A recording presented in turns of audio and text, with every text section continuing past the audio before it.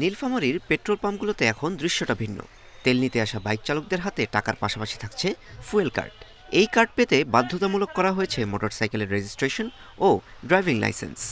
যে নিয়মে জেলায় এখন বৈধ কাগজপত্র সংগ্রহের হিড়িক। বিআরটিএ বলছে, গত এপ্রিলেই জেলায় লার্নার লাইসেন্সের জন্য আবেদন পড়েছে প্রায় 7,000, যা গত 3 বছরের যে কোনো সময়ের তুলনায় রেকর্ড। চালকদের এই সচেতনতায় যেমন সড়কে শৃঙ্খলা ফেরার সম্ভাবনা তৈরি হয়েছে, তেমনি বড় অঙ্কের রাজস্ব জমা হচ্ছে সরকারি কোষাগারে। গত এক মাসে আমাদের নীলফামারী ছোট একটি জেলা, 6টি উপজেলা, এখানে প্রায় 7,000 বা ততোধিক, তার চেয়েও বেশি learner card driving licence issue হয়েছে এবং এতে সরকারি রাজস্ব হিসেবে 30 লক্ষ টাকার অধিক রাজস্ব আদায় হয়েছে। ফুয়েল কার্ড দিয়ে তেল নিতে পেরে খুশি চালকরা।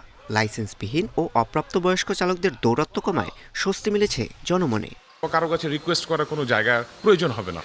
আপনার ড্রাইভিং লাইসেন্স থাকবে, আপনি স্বাধীনভাবে চলবেন, কোথাও কোনো বাধা নেই। যাদের কাগজপত্র রেগুলার আছে, ড্রাইভিং লাইসেন্স, গাড়ির কাগজ, তাদের অন্তপক্ষে তেল নেওয়াটা অনেক সহজ হয়েছে। যদি আমরা আইন মানি তাহলে আমাদের দেশের যে শৃঙ্খলা ফিরবে, প্লাস পাশাপাশি সরকার অনেক পরিমাণ রাজস্ব আদায় করতে পারবে। বিশেষজ্ঞরা বলছেন, আইনের যথাযথ প্রয়োগ এবং নাগরিক সচেতনতা একসাথে কাজ করলে সামাজিক শৃঙ্খলার পাশাপাশি দেশের টেকসই উন্নয়ন সম্ভব।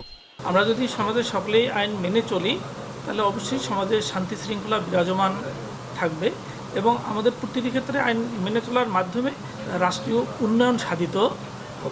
শুধু এপ্রিল মাসেই লার্নার ফি বাবদ সরকারের রাজস্ব আয় হয়েছে প্রায় 35 লাখ টাকা।